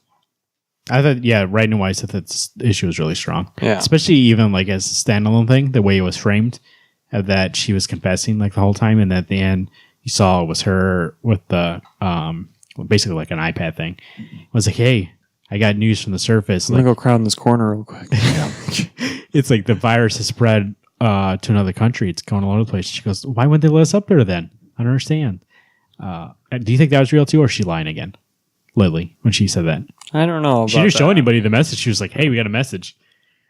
I as of right now, and again, it may be the red herring. The obvious choice is that she's the bad guy. It could all be just words that he's putting on the page. But also, the little thing is Aaron is his name. He's Yeah. being kind of creepy. The one that's in the water? Yeah. Oh yeah, what was with that? What the fuck? He was just like, so he wouldn't go on the ship with them, and he has his own suit. And then at the end, he just puts on his helmet. And he's like creeping on the water. Adios, motherfuckers. When did he fall? Did he fall on the turtle last issue? They pushed him Okay. because they were doing COT. They Yeah, were Lily acting pushed him. Lily Okay. and somebody else too. Okay. The guy with the dreads. Bob. Bobby. Is it Bob? I think it's Bob. I thought the art in this issue was strong also. Yeah. It feels like I may have just getting used to the art, but I feel like this one was like, oh, they're hitting their groove now with this art. Yeah. Now they know what's going on. There's one. Not that it's been bad. There's one face, and I realize it's just that's how he draws. He doesn't do the conventional drawing. But there's one time where Maya's face, however you want to say it, she's got these ginormous lips. It's like, all right, that bugged me, but this book looked really good. So this water on the side, right, is raising. You think when we get to the top, it's over? Or is the water Or down? I think that's that like the climax is when we reach the top. yeah. I think either it's the end of this arc, or maybe we'll be done. Does it You know go? what's surprising is last issue, there was none of those. Yep. I None checked of that too. those water rising. So I don't know why they skipped Are you that. sure? I thought it was. Sure, Nope. behind you. Because I checked. I'd read 15, then I read 16. yeah. In 15, the water has risen, but in 16, maybe the water never rose. Maybe it was 15, because there it is here, like the whole thing. Yeah, there's water there. There's one of them that did not have it. Yeah, because I think it was remember. 15. I don't know if you have that. Do you have 15 around here? It's on that's one of those stacks. Okay. Well, we can check later. As in never.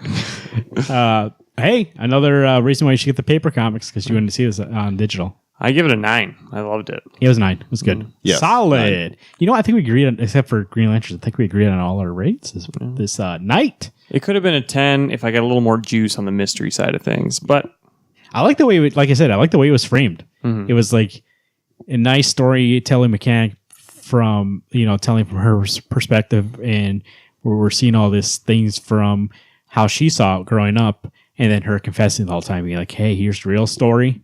But I didn't kill Harry. I love Carrie. I like Q's the person I hate this whole time. And I was like, oh, this is a really solid issue. Because we've seen it from Mia's perspective for 16 issues.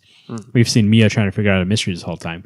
But it seems like that's like her like final will, kind of like last sacrifice. She's going to do something extreme in the next issue or two that's going to like make her die, but probably somebody else. Probably Q's going to kill her. What was with the junior expedition team?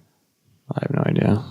Yeah, okay. I just thought like none of these people we know. I don't think it's part of the book. I thought it was part of like Just this part of the story, other thing. Hey, do you see next month the little infographic is going to be about the sea creatures? Yeah, no, I'm pretty excited about that. I thought I saw that. I was like, that'll be Axel's favorite. What I'll is say it that. for human? Was it like slow and like What was it?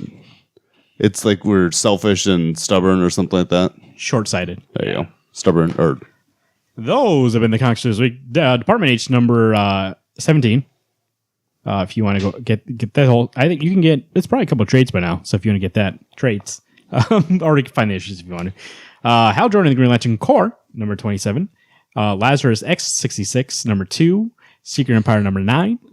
Daredevil, number 25, and Kamandi Challenge, number 8. Kamandi Challenge, 8 of 12, right? Yep. You guys are getting the rest. Are you set on it? I will finish it Next out. one's Tom King. Yeah, I'm gonna finish it up. I'll finish it out. We're already 2/3 over with it, so just Hey, I don't know why this reminds me of it. You said Tom King.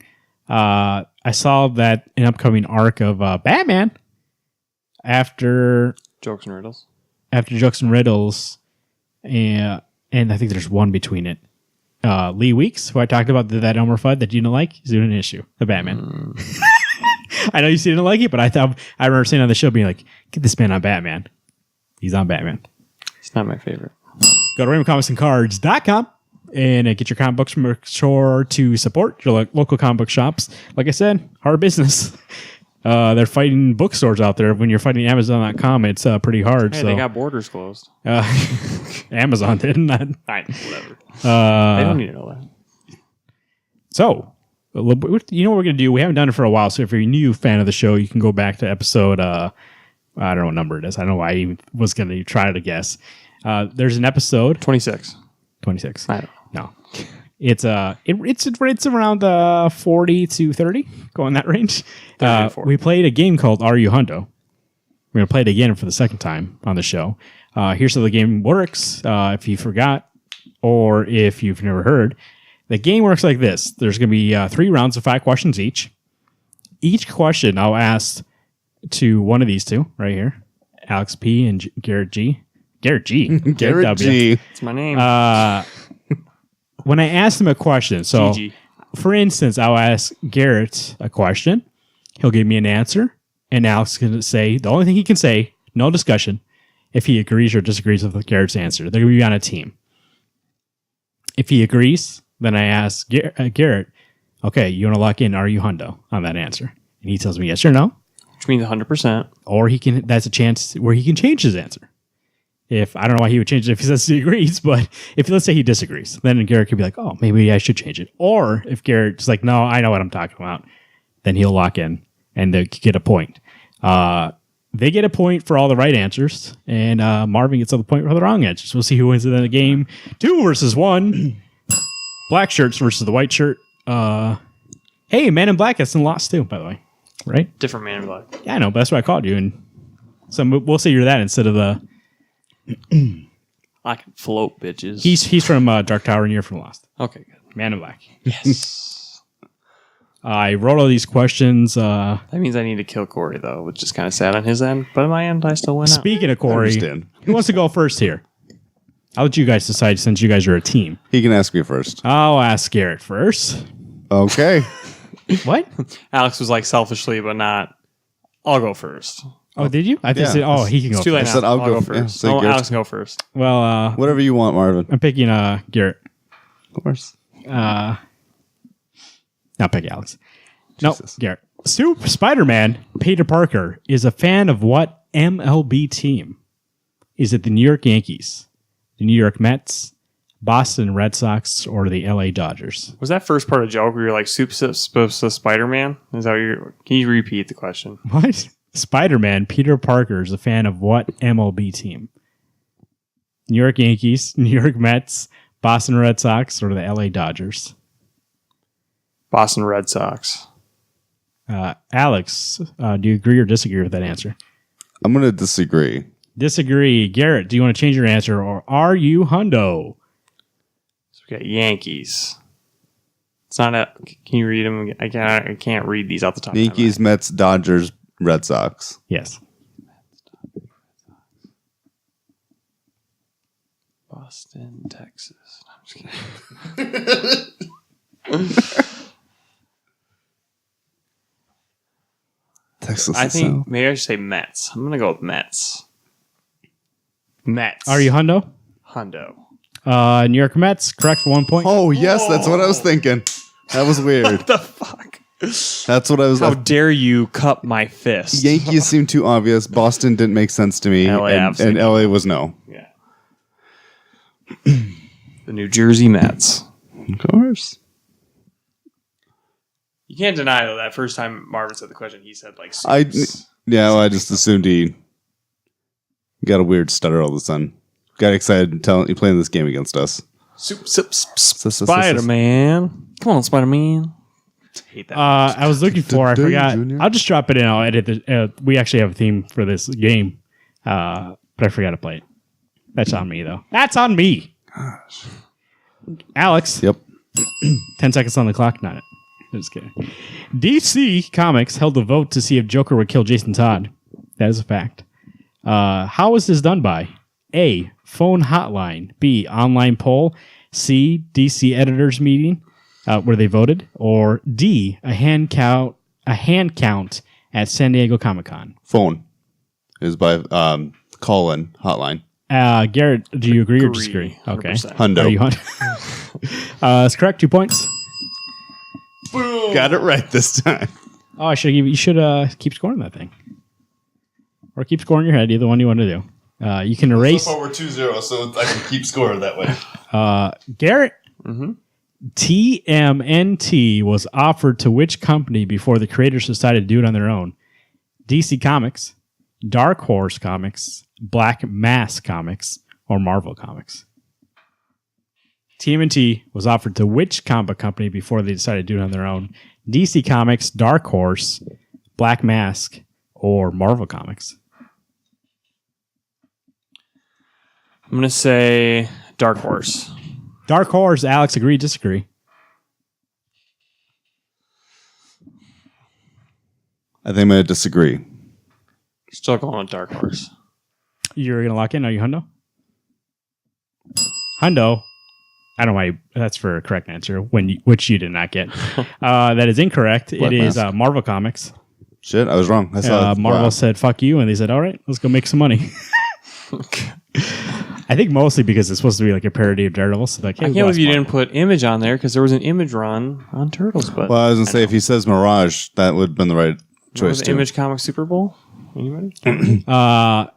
Alex, in classic DC Comics, only one person would turn on the bat signal. Who was it?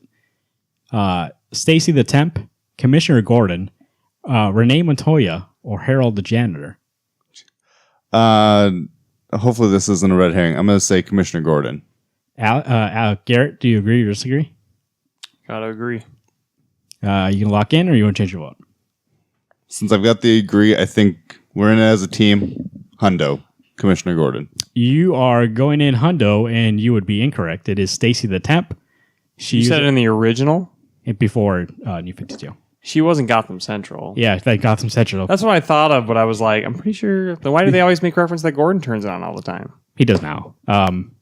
Because before they didn't want the police to be the one to turn on and be like, hey, we're working helping with with Batman. So Should've the gone with my temp, gut. because she could be fired and be like, hey, she doesn't actually work for us. She's No. a temp. That is, what's the score? It's 2-2. 2-2. Number 5. Garrett, right? Yep. In Mark Millar's Old Man Logan, Logan is still friends with what superhero? Scott Summers, Clint Barton, Steve Rogers, or Bruce Banner? Clint Barton. Alex, agree, disagree? Agree. Pop, lock, and drop it. It's locked Pop, in. lock, and drop at 1 point. 3-2. It sucks to be you because I read that this year. Oh, you only read this year? After the Logan? Or before Logan? Four. God, that's a good book. Logan was better. Bruce Oh, is... really? Hey, what I was thinking about There's when I parts was that right... I like better. And Was Bruce dead by Old Man Logan? Is his offspring, right, that he's fighting?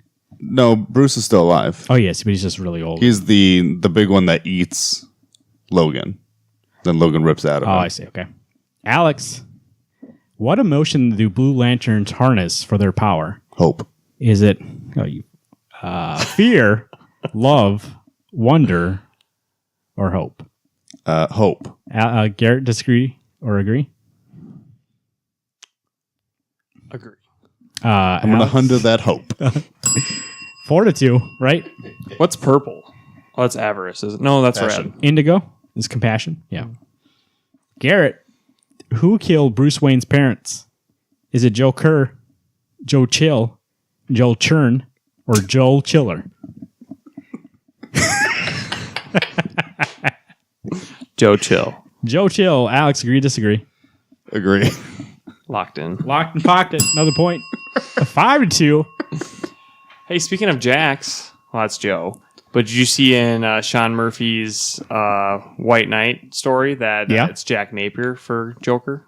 Oh, is it? Yeah, that's his name. Is Jack Napier. Like Cool. 76 Batman. 76? Was this or 77? One of those two? What, the movie? Yeah. 80, Was it the 80s? Oh, because Superman 85. was 76. Yeah. 84. 85, baby. Alex, who created Superman's foe? Who created a foe of Superman, Bizarro? Who created Bizarro? I didn't want it to word it like Superman, so like, Okay. who created Bizarro? Okay. Otto Binder and George Papp, Jeff Loeb and Tim Sale, George Perez and Dan Jurgens, Cal Allen and Jordan Alton. The Jurgens team. The Jurgens team. George Perez and Dan Jurgens. Yes. Garrett, disagree? Agree? Agree. Agree? Lock it, pop it. If he agrees, lock it in. Lock and pop. That is Hundo. incorrect. I don't know. I think it might be that Alton team. Otto Binder and George Papp. That Allen team is fictional people that I made up. So I don't fucking know. The only reason I said Jurgens because I knew Jurgens had written Bizarro. yeah, he did, but I think in the 90s. that stuff. 90s. Cal Allen and Jordan Alton, or a take on Cal Allen and Jor-El. There we go. I made it up. That one seemed fake. I thought that, but I was... Garrett, You. Marvel Comics now prints Star Wars comics. That is a fact. Who had the license right before they did? Is it Dark Horse Comics, IDW, Valiant Comics, or Fox Publishing? Dark Horse. Dark Horse. Alex, agree, disagree? I will agree. You'll agree. Garrett, do you lock and jock it? Are you Hundo? I don't jock it. I lock and pop it. Are you Hyundai? Hundo. He is hummus, and it's a point. What's the score? 6-3. 6-3. I'm doing pretty bad. The here. AG. I got to catch up here. The GA. Gah. I like how I said there was rounds and I didn't stop after round 1, so that's the end of round 2. Okay. Moving on to the final round. This is the round where Shit getting this hot. is the round I where thought it was five questions. We're only up to 9. Oh, here's the last question of the last round. Okay. Or the second round. Then I'm gonna fucking kill you guys. Even if he did, Alex. he'd still be down by. Who wrote the comic Bone? Is it Jeff Parker, Jeff Smith, Jordan Thomas, or Jeff Johns? Is it Jeff Smith and Jeff Parker, right? Jeff Parker, Jeff Smith, Jordan Thomas, or Jeff Johns? Jeff Parker. Agree. Confirmation, a hundo. Incorrect. Jeff Smith. Damn it! I don't fucking read Bone. No, but I knew it was Jeff. I couldn't remember what his last name was. When you're putting my point in there, Yes, I know you're looking behind me the whole fucking time. look to the top right of that marker and see that it says Jeff Smith. That's called not cheating, everybody.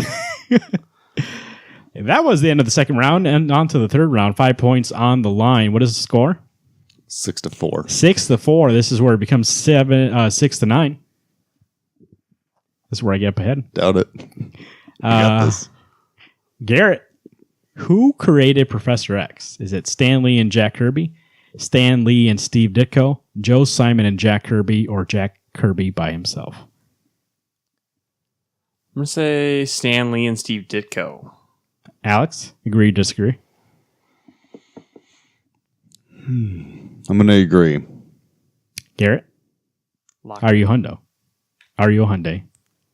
Hyundai. Are you E Hundo? Nice. You are. Hanzayo. Incorrect. Stan Lee and Jack Kirby. Damn. Trick question. They created X-Men, so they created Professor X. 5-6. But I thought you're catching up. Alex, who wrote Preacher? Is it Tom King and Mitch Gerads, Warren Ellis and Steve Dillon, Steve Dillon and Brian K. Vaughan, or Garth Ennis and Steve Dillon? Ennis and Dylan. Agree. Ennis and Dillon. You agree? Hundo. Hondo? That's a point. We're safe. Garth Ennis and Steve Dillon? 7-5. Fuck, I wish this was for Alex. Garrett. You make the rules on who you're rating it to. I know, but I can't look this far down and be I like, see what you're oh, saying. Alex is going to get this one. Watchmen uses a grid of how many panels per page? Is it 7, 6, 12, or 9? How many panels per page is Watchmen? 7, 6, 12, or 9? I'm going to say 9. Alex, agree, disagree? 7, 6, 12, or 9? 9. Agreed. Agree. You're going to lock it in, Hundo. That's a point. Got 12 almost Yep, through. I know. I was like, that'd be too small panels. What's the score? 8-5. When I see Dr. Mahan's blue junk, that's on 1/9 of that page. Yep. Alex, who is the writer from Hell? Of From Hell. Who's the writer from Hell? Innocente. Yeah, I was like, I don't know the right answer. I think that's an opinionated one. Who is the writer of From Hell? Is it Warren Ellis, Chuck Dixon, Alan Moore, or Bill Finger? I've never read this book. Never heard of it. The book's called From Hell, right? You know, if you pay attention to the show, we talked about it 2 weeks ago. I'm gonna go. No, Alan, 3 weeks ago. I'm gonna go Alan Moore. Do you agree or disagree? Couldn't agree more. Fuck it, we're gonna go. You lock Hundo. it in? Alan Moore, point. Yeah. I know, because was that when Comic Book Lick was on our show? Yeah. Okay. Tom talked about it. I Garrett. remembered, see? Alan Moore's the only one that's like, yeah. He's we talked crazy about him enough 3 to weeks make a ago. book He'd about made this hell. book. Special rule on this one, worth 5 points. Fuck you. Fucking cheater. Just last question. What artist was on the original team for Doctor Strange and helped create him? Is it Steve Ditko, Jack Kirby, Dave Gibbons, or Joe Simon? Wouldn't be Dave Gibbons 'cause he's too late in the game. Kirby Ditko. Finkel and Einhorn. And Simon was the last one? Joe Simon. Yep. I have no fucking clue. I'm going to go... No. It might be also nice if you're talking to the mic. I'm thinking. That's my thinking sound. Nom, I want to nom. go with the curveball. Go Joe Simon. Alex, agree, disagree? And didn't he just tell me two different names? He's not sure which one you're choosing. I said Joe He said Joe Simon. So that's one Oh, person. they said the curb ball. I didn't hear anything. I heard I'm gonna go with the curb ball, and I thought, well, that means Oh, Kirby. no, he just meant he's going to go Actually, CURB, curb. outside the box, he meant. And fuck you, it's still only worth 1 point. You can't change 5 that. points. See, I think I'm gonna disagree because I don't think it's. Okay, then it has to be Kirby or Ditko. But you can still do whatever you want. I know, but I'm thinking. He's just saying this for the game.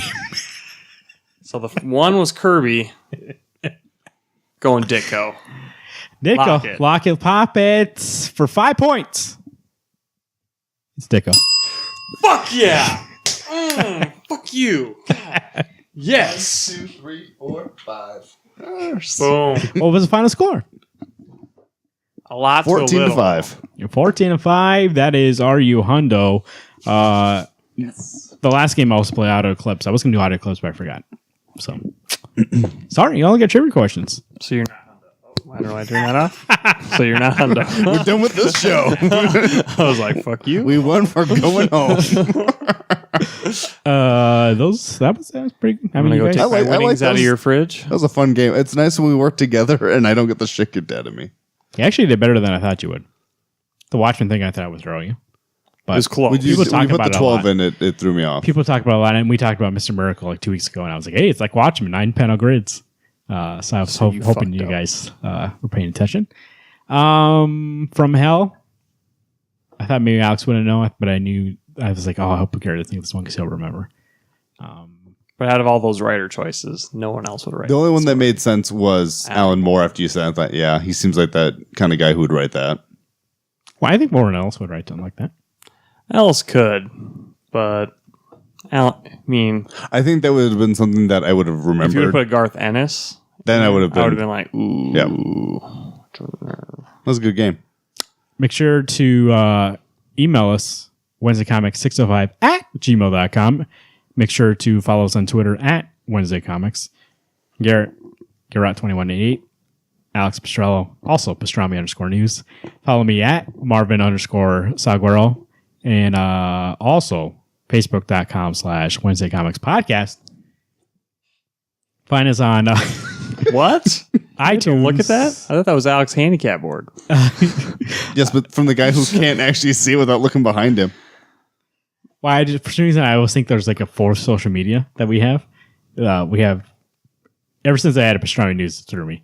Find us on iTunes, Stitcher Radio, or Google Play. Subscribe, rate, review. Like I said, if you got 2 seconds, leave us a iTunes review. Puts us in the mind of others. You can. So basically, when you leave a review, it's like, hey, you might like this. Hey, dumb question. reviews, Where yeah. does You can say that for everything you say. I'm just kidding. where does Zemo keep his swords? Does he have sheaths? Yeah, up his butthole. Holy shit. I was wondering. I was looking at this. Oh, he's got 2 swords, not just one. Doesn't he keep it behind his back? That's because he has like a. Yeah, Does he? Okay. like Wonder Woman. Make sure to go to WednesdayComics.com. Oh, you know what I noticed? Do you want me to hold it right here in front of you? Would that help? You know what? This Podbean is our podcast provider, host. I don't know why I said provider. Our host, and they made stuff a lot easier about pushing out the podcast. Like it goes to Facebook automatically, Twitter automatically, YouTube automatically. Don't got to do a lot of work anymore. Remember when we first started doing the show, I would be like, oh fuck, I gotta post it here, and I have to find a picture, and I have to like add notes everywhere and copy paste. A lot of automation now. Only thing that's bad about that I didn't realize the last 2 weeks, and I'll go and fix it.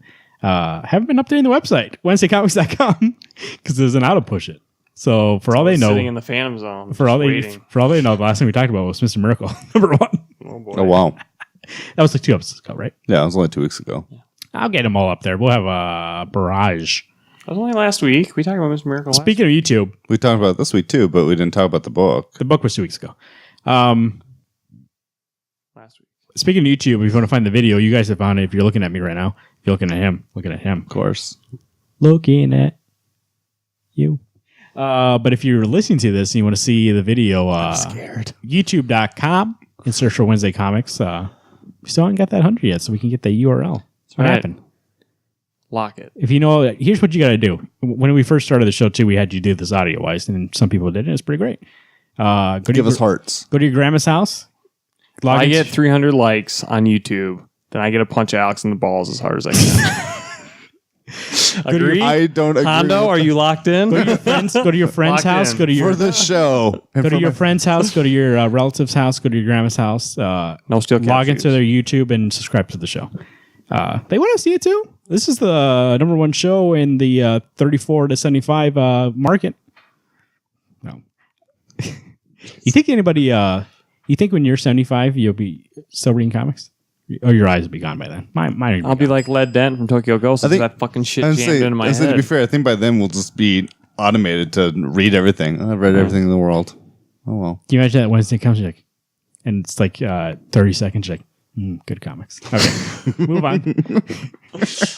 I got 23.3 hours left. Like in the like- Matrix when she's, Yeah, I was gonna say, when she's forced to, or she learns all the, was the helicopter maintenance and I was flying gonna say it. when Neo was like, he's like, "How are you doing?" He's like, "More." And he just gives him more stuff that he's just like, "That's a good." Mm. Look at Except that, they'll be everyone. trades by Made then. Full a story. Matrix joke. For A reference. I'm surprised. I didn't even know you watched that movie. For Wednesday Comics, I've been Marvin. I'm Alex. I'm Garrett. Hey, everyone, keep turning those pages.